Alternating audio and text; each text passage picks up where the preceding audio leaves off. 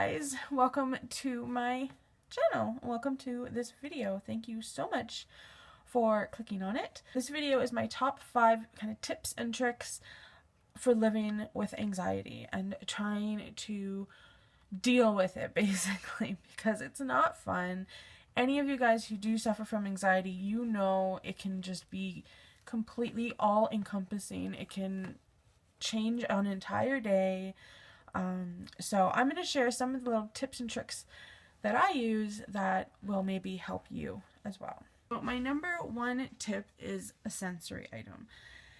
And my sensory item is actually on my purse. And it's this big puff ball. I think it's cute. And I'm starting to get into more of the gold. So it does have the gold thing. So I really like that. But yeah, I have a poof on my purse. So basically, if I'm out, say I'm out with Dan, we're getting groceries or something, I'm starting to feel overwhelmed, I can just touch it, squeeze it, just feel it, concentrate on the feelings, focus my mind, like what am I feeling? It's soft, it's squishy a little bit, feels kind of funny, things like that. So I have that on my purse. Now, when I don't have my purse, I actually have an old Scotch, is it Scotch? I think it's called a Scotch mint, the little white mints. I have one of those in my pocket, in my coat pocket, and that as well I use just for something to touch, to feel, so that I can distract my mind and focus all of my anxious energy into that thing. So that's what helps me for that.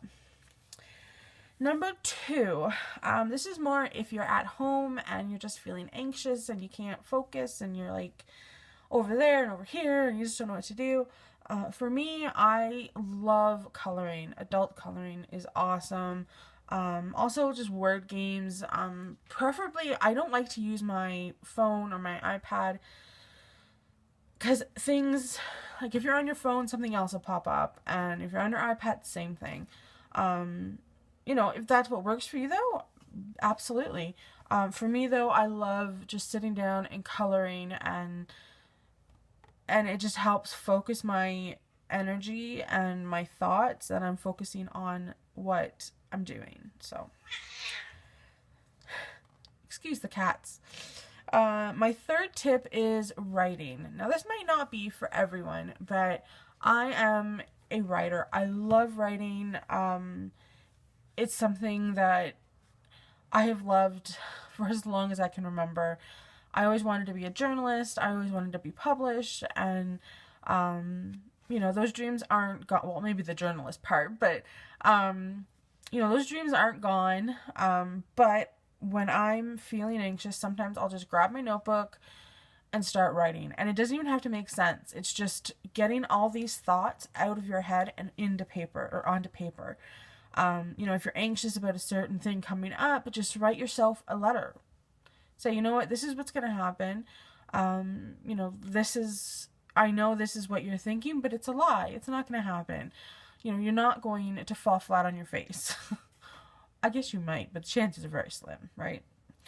So, yeah. Anyway, so I enjoy writing.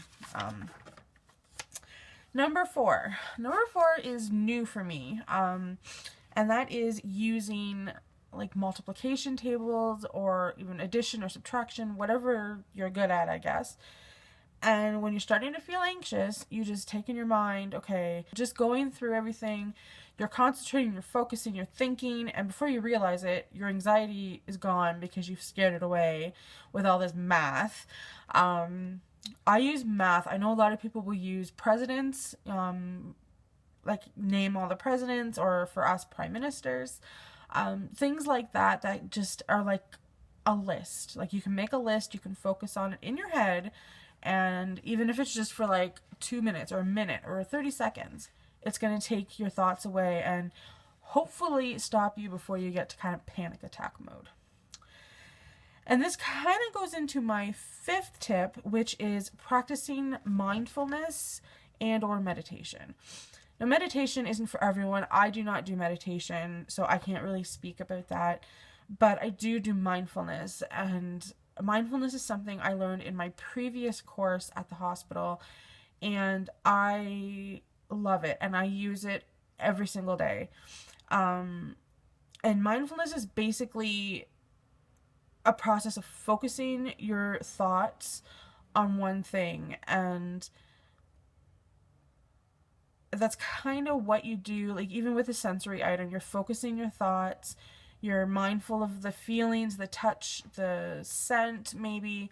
When I'm walking to the hospital or walking home from the hospital, I will sometimes almost daydream. Like, I'll just focus on something else. Like, oh, Dana and I are going shopping. What are we going to get? And this and that.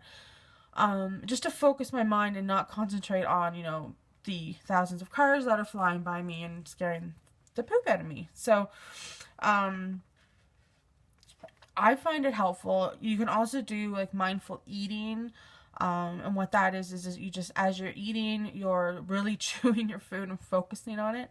I have tried this a couple times, and it's kind of helpful, but usually what happens to me is I'm like, oh my God, I'm bored. Let's just eat. It is good though, because you're chewing more, you're focusing more, and because you're chewing more, I don't know, when I chew more, I get full faster. I have no idea how that works, but that's what happens to me. And then, of course, mindful thoughts, like I mentioned. And these are all similar to meditation, from my understanding.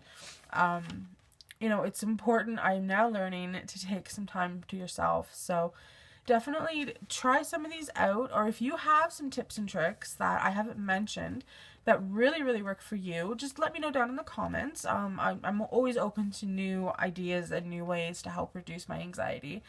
So definitely let me know in the comments, and as well, of course, to share with everybody else. So that's it for this video. I hope you did get something positive out of it, and I hope you enjoyed it. If you did, give it a big thumbs up. I would love to have you subscribe if you're new. So many things are going to be happening in April on my channel, and I'm like uberly excited about it. It's going to be awesome. So definitely subscribe so you don't miss anything. And I will see you guys in my next video. Bye.